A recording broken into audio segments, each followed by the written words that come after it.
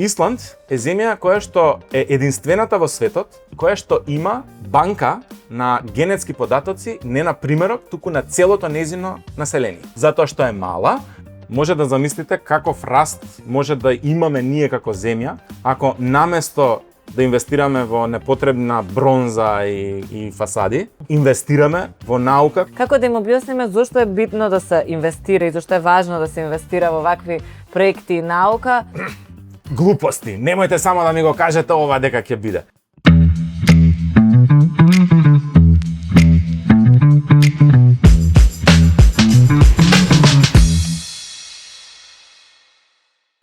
Здраво, Виктор, затоа што не смеев да испуштам да те имаме оваа година, што го врти светот по четврти пат.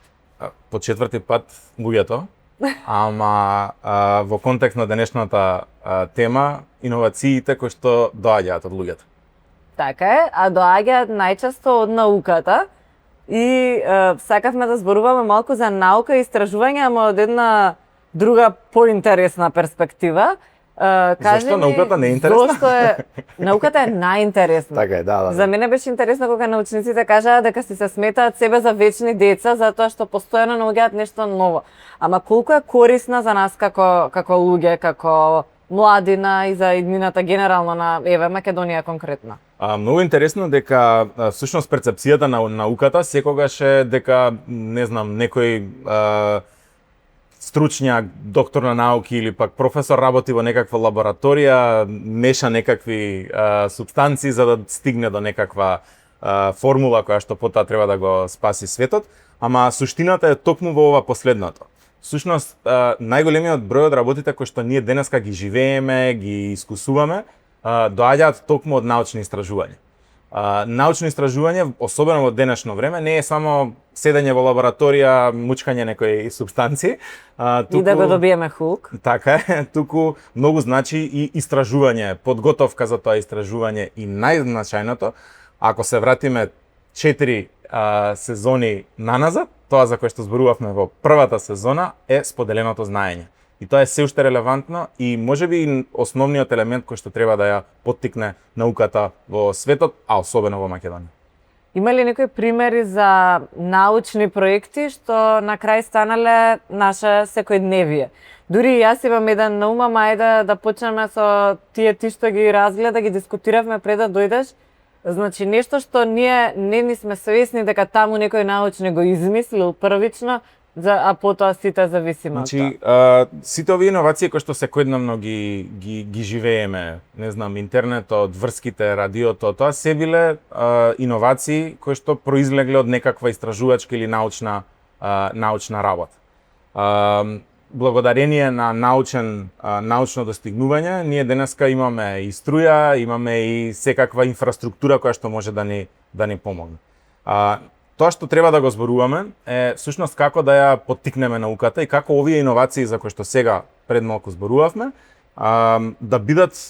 не да бидат исклучок, туку да бидат секојдневие, особено за мали земји како Македонија. За да бидеме порелевантни, можеби не е најдобар научен пример, но зборува за еден друг аспект од науката и од истражувањето, а тоа е всушност Skype како продукт. За тие што не знаат, Skype беа меѓу првите кои што правеа каде што можеше да се прават онлайн повици, да се работи со странство, да се слушнете со блиските во странство, но првото нешто што го користеа бабите од Македонија да си ги слушнат внуците во други држави. Мајка ми ден денес има траума кога ќе го слушне сигналот за звонење на Skype, затоа што сестра ми додека беше на престој во Германија пред многу години, тоа беше единствениот сигнал кога се знаеше дека се уклучува сестра ми и можеше да зборува на таа далечина. Да, тоа што денеска е, не знам, WhatsApp, Viber или Telegram, кога се создаваше таквата инфраструктура беше Skype. Зошто е Skype одличен пример?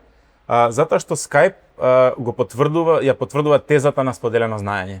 Skype е основан или предприемнички е зачнат од страна на данец и швеѓанин, а технологијата и мозокот во позадина е естонски.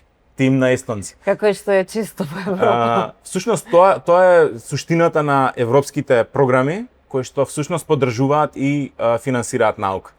Соработката помеѓу земјите, соработката помеѓу искуствата, знаењата, па дури културите доведуваат до проекти кои што всушност ги менуваат животите на сите околу нас.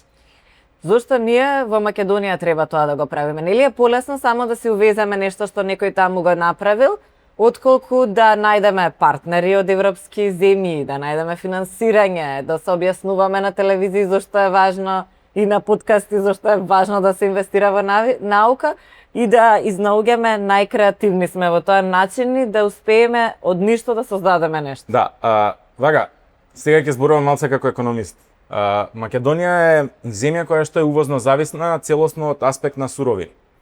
Значи да, а се повеќе на луѓе. Така е, и од аспект на храна и продукти за финална потрошувачка на граѓаните, ама и ресурси кои што потоа ги употребуваме во различни индустрии. Сега замислете таа конкурентска предност која што сакаме да ја изградиме како општество, односно како економија која што треба да има додадена вредност, повторно да ја темелиме само врз увоз. Што значи тоа? Секоја криза, ако како велат, ако Германија кивне, да. Ние сме тие први кои што ќе почнеме да кашламе. Зошто? Затоа што нашата економија е зависна од тоа што се случува таму. Сега замислете, во денешно време, кога зборуваме за технологии, за наука, замислете да се случи некаква пандемија, никој не го посакува тоа повторно, да не се случи. А при тоа ние се уште немаме локални капацитети кои што може да не поддржат да ускочиме или пак на побрз начин да одговориме на некаква криза. Или да бидеме барем дел од одлучувањето на овие компании. Значи, ние зборуваме да дојде странски капитал главно во таква форма. Странска компанија која отвара работни места тука. Но што би значило странска компанија или универзитет германски да работи со нас и да направиме компанија заедничка овде? Тука доаѓа различно. Тука доаѓа всушност приказната на Европската унија, која што многу голем акцент става на науката и на истражувањето. Не затоа што тоа е можеби некоја тема која што сега во моментов е популарна, туку затоа што конкурентноста на Европа во моментов е многу пониска од конкурентноста на Соединетите Американски држави и азиските брзорастечки економии. Зошто е тоа така? Затоа што генерално кога работите во премногу регулиран простор, иновациите многу тешко се случуваат. И затоа Европската унија, особено во последните години, многу инвестира во наука преку Horizon. Што значи програмата Horizon? Програмата Horizon всушност треба да го поттикне тоа што го кажа. Научници од поголеми земји, научници со многу поголеми знаења, да можат да влезат во партнерство со помали земји, односно земји кои што имаат помални капацитети. Сега, да не се лажеме. И Македонија има некои своји конкурентски предности кои што може да ги искористи како не само како корисник и бенефициент на тие научни истражувања, туку како контрибутор, односно некои знаења или пак состојби кои што се случуваат кај нас, кои што можеби се уникатни за нашиот регион, може да придонесат за подобрување на некои работи надвор од нашите граници. Еве еден пример за земја која што не е членка на Европска унија, неколку пати се обидува, не беше успешен тој обид, Исланд. Исланд е Турција ќе каже.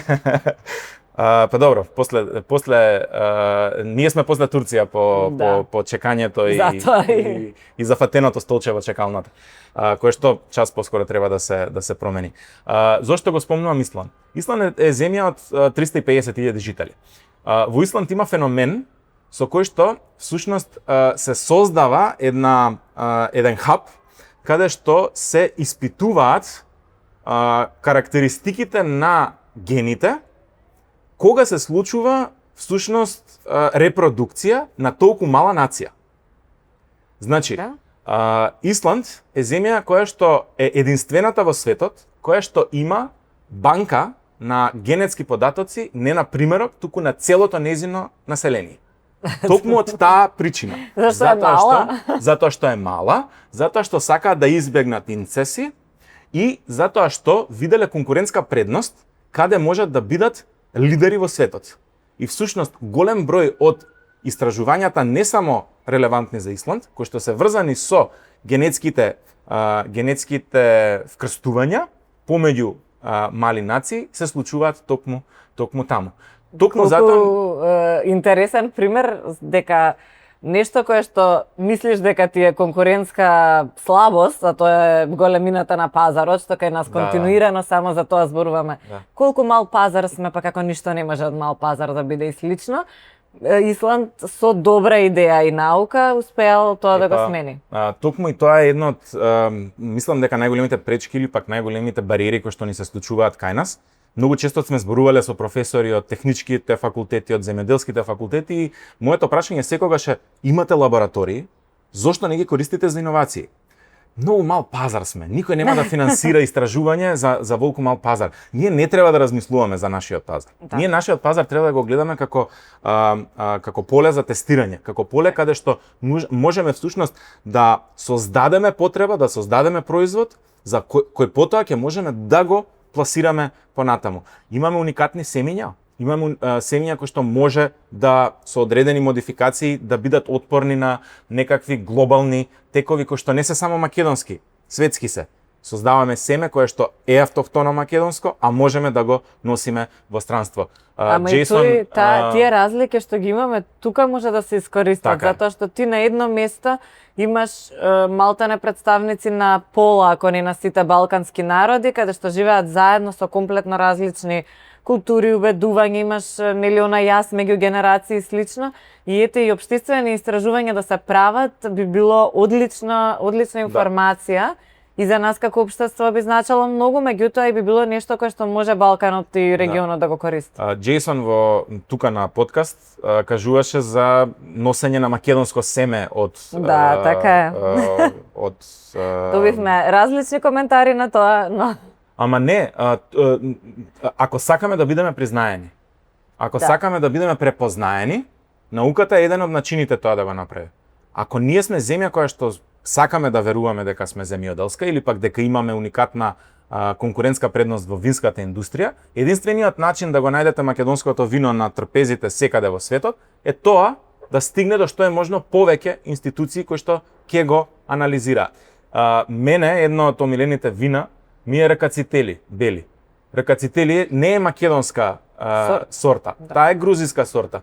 Ама како стигнала во Македонија да се произведува и не само во Македонија, на многу други простори надвор од Грузија. Тоа е голем успех за грузиската винска индустрија и за Грузија како земја. И дипломатски на некој начин успех за економска дипломатија.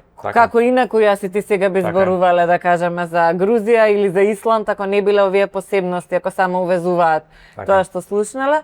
А многу добар пример ми беше и тоа вмрежувањето кое што го кажа за креацијата на Skype и мислам дека е супер пример, затоа што ние цело време сакаме да викаме нема пари, нема знаење, нема пазар, се нема кај нас. Дали е тоа точно, Виктор? Затоа што често ги гледаш бројките во најреалните форми и те молам образложи ми дали е точно или не. Значи, од аспект на наука, Македонија навистина е на дното на Европа, од аспект на дедицирање, односно инвестирање во наука. Гледам дека во последниве неколку години тоа се променува. Така што ако постои една работа која што треба да ја направиме како општество е повеќе да инвестираме од нашиот буџет за наука.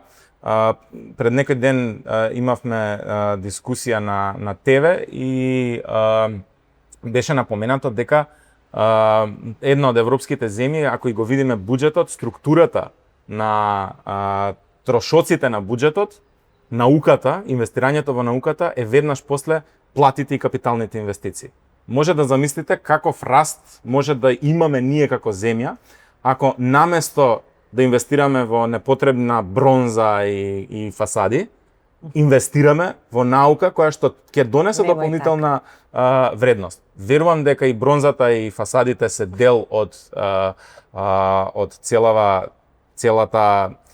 целата поставка и треба да постојат, ама треба да најдеме и значајност во тоа што ќе го извадиме како исход на нашата работа. И мал баланс да се направи меѓу тие две. Така е. Сега, како ќе му објасниме, извини што те прекинав, како ќе му објасниме на човекот кој што се соочува со секојдневните проблеми и предизвици на нашето општество, кој што исто верувам не е за тоа целосно средствата да се вложуваат во само еден тип на инвестиции или да не се трошат, што е уште пострашно. Најстрашно е да не ги потрошите парите во една економија, да земете кредит и така натаму, да соберете даноци, а да не се потрошат парите.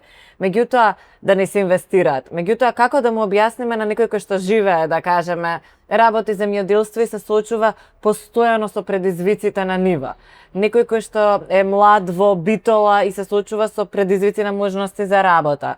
Некој кој што е млад човек, еве можеби од Скопје или семејство, не може да си купи стан, како да им објасниме зошто е битно да се инвестира и зошто е важно да се инвестира во вакви проекти и наука, за да на некој начин се помогнат неговите проблеми во Македонија. Вака, две работи тука сакам да кажам. Тазе вратена од Америка, многу работевме со Фондот за иновации, со колешката Кате, која што тогаш работеше во фондот, имавме прилика да одиме по универзитети и со студенти да зборуваме за инструментите на фондот, зошто треба да предприемништвото да го гледаат како професија и така натаму.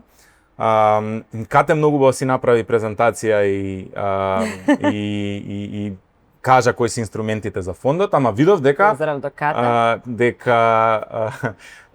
дека атмосферата на студентите спласна. Јас викам, уште ме држеше тој ентузијазам од Америка и викам сега ќе направам малку интерактивно да биде и почнав да ги прашувам прашања од аспект на кои се проблемите, зошто би ги решиле, како би ги решиле. Јована, ја не сум се чувствувал понепријатно од таа средина. Зошто? Затоа што еден од професорите, кој што стоеше до мене, на секој коментар на студент или идеја на студент, кажуваше глупости, немојте само да ми го кажете ова дека ќе биде. Значи, прва и основна работа која што треба да направиме во нашиот систем, покрај тоа што треба да инвестираме повеќе во финансирање на наука, е да овозможиме наука, да овозможиме младите да размислуваат. Затоа што само надвор од стегите, надвор од ставање во кутија, на англиски нели како што популарно се кажува, младите и научниците ќе може да создаваат. Да. Едно од првите предавања на Startup Academy, како концепт за развивање на млади предприемачи, беше со професорот Порленаковиќ, која што беше насловена How to kill the idea killers, the creativity killers. Да. Значи, за да можете да создавате, вие треба да бидете окружени со атмосфера каде што ќе може да размислувате слободно. Секоја идеја треба да биде на крајот. Секоја идеја треба да биде на крајот на денот убиена од аспект на факти, ама не креативноста да биде убиена. Втората работа.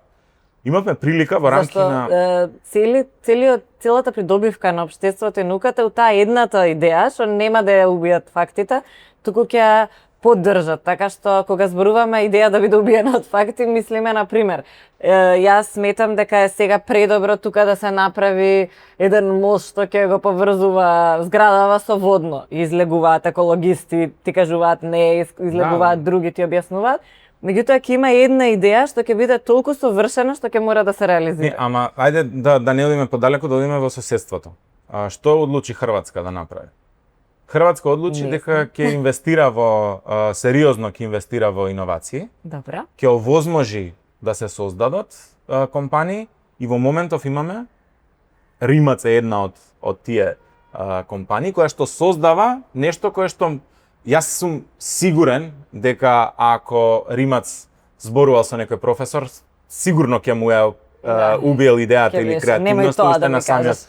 Ќе правиш супер кола. Кој ќе ти ја купи таа кола?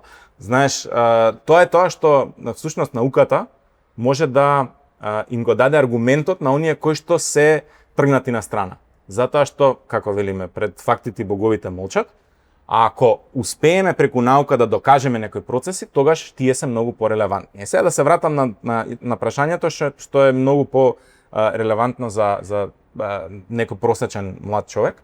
Во рамки на нашата работа, ова сме го зборувале како пример, ама мислам дека е многу важно повторно да го кажеме. Еден од нашите многу добри партнери од Грција, Диадема, кој што функционира во Кожани, главниот град на регионот Западна Македонија во Грција, Каде што живеат околу 300.000 жители. 300-350.000 жители. Регион како нашиот, бидејќи е дел од Пелагонија, тоа е пелагонискиот регион, со многу ископи на јаглен, руда, која што потоа се користи за термоелектрани, кои што со зелената транзиција се затвораат, што значи дека се губат работни места. Грција нема доволно средства за да направи зелена транзиција, праведна транзиција, таква каква што треба да прави, почнува да користи европски средства. Еден од проблемите со кои што се соочуваат е неисплатливоста на собирање, менаџирање, рециклирање на отпад. Да. И се соочуваат со секојдневието со кој што се соочуваат и нашите сограѓани во било кој град од оваа земја, проблемот со собирање и менаџирање на отпад. Има 100, ако добро ги разбрав, имале околу 100 диви депонии само на таа мала територија која што функционирале претходно. Да.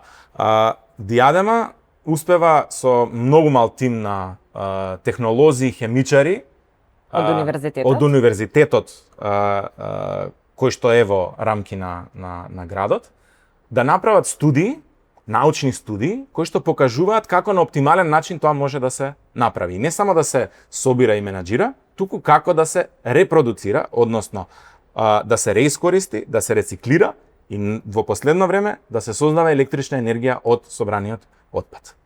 Денеска, Диадема има преку 200 вработени. Да. И Диадема е една од клучните фактори во цела Грција, не само регионот на Западна Македонија, во собирање и третирање на различен отпад. Спинов практично на факултетот, комплетно научен проект. Мене ми беше интересно дека во управниот одбор се градоначалниците на сите тие општини кои што помагаат во собирање на отпадот, кај граѓаните се многу задоволни за тоа што комплетно е исчистено се. И јако малку благо им се зголемиле сметките за собирање на отпад, од друга страна им паѓаат сметките за струја за тоа што од отпадот креираат електрична енергија.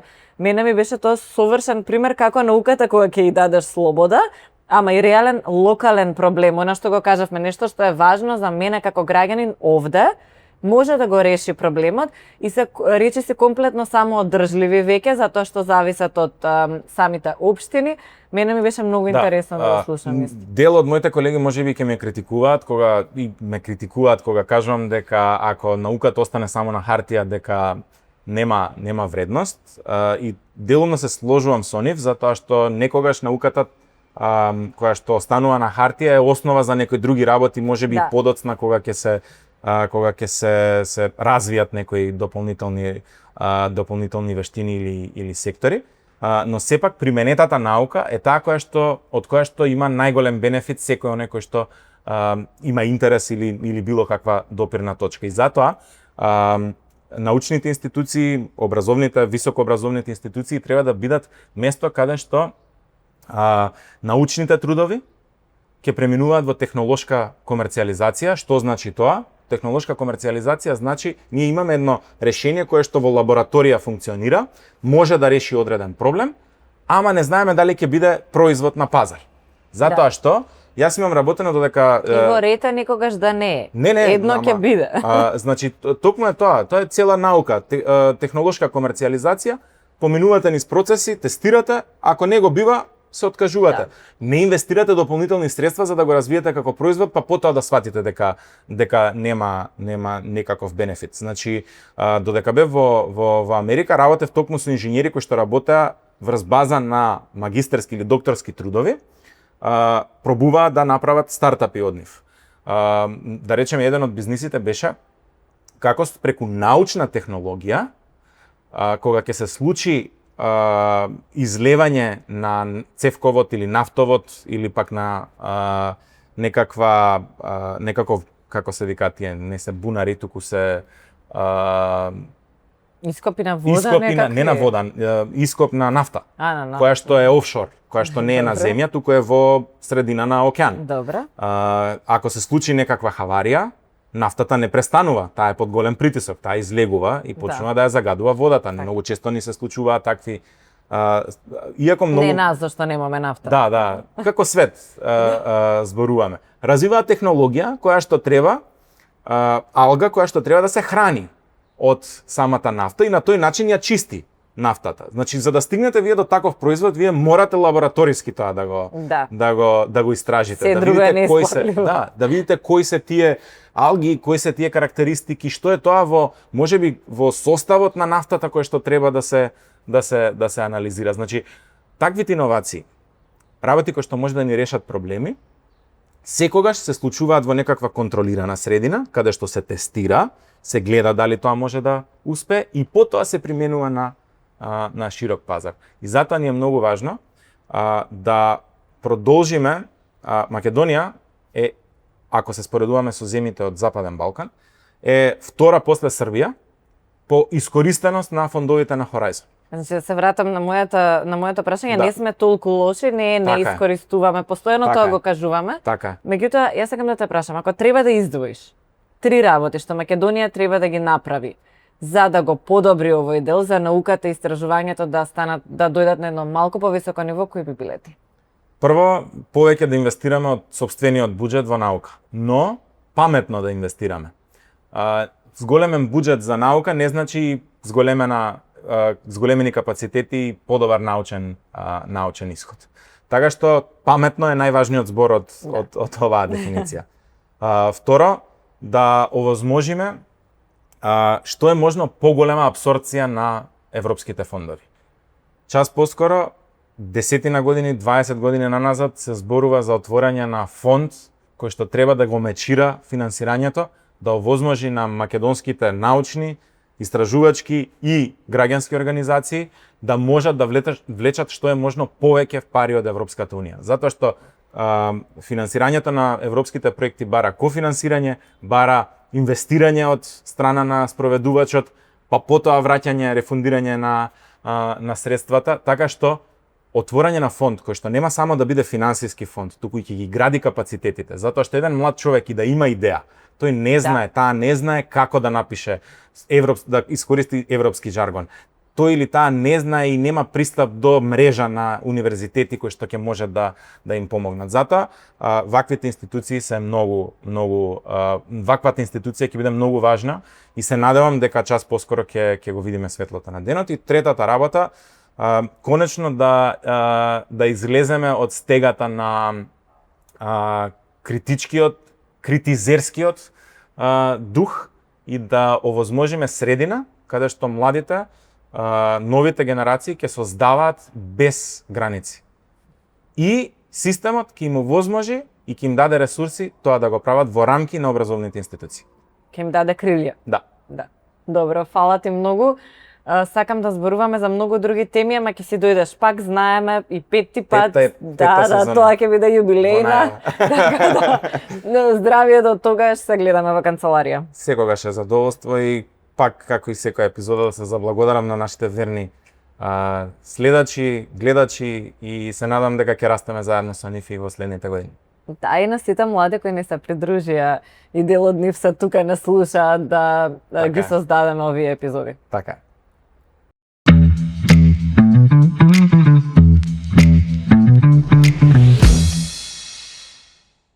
Може ли научник од Скопје да работи на европски лек, робот или зелена технологија? Замислете, пишувате код во Скопје, а технологијата што ја развивате еден ден му помага на лекар во Виена. Или пак анализирате почва во Штип, а вашето решение го користат земјоделци низ Европа. Звучи далечно? Веќе се случува. Преку Хоризонт Европа, главната европска програма за наука и иновации со буџет од 93,5 милиарди евра, истражувачи, универзитети, компании и стартапи од Македонија можат да работат со европски тимови. Еден пример е проектот Чатмет, кој го координира УКИМ. Со европски грант од околу 1,3 милиони евра, истражувачи од Македонија, Австрија, Словенија и Србија проверуваат како генеративната вештачка интелигенција може безбедно да се користи во медицината. За пациентите, тоа може да значи побрза обработка на податоците и подобро информирани лекари, а не лекар заменет со робот. Во друг проект, тимови од Македонија, Грција и Кипар користат сателитски снимки и податоци од терен за попаметно земјоделство. Целта е земјоделците подобро да ја следат почвата, да ги намалат трошоците и полесно да се приспособат на суши и климатски промени. Македонски истражувачи работат и на дигитални модели и природни решенија за заштита на патишта, енергетски системи и населби од поплави, пожари и суши. Значи, резултатот не е само научен труд, тоа може да биде подобра медицинска одлука, поздрава храна, побезбеден град, но и можност млад човек од Македонија да работи на технологија што ќе ја користи цела Европа.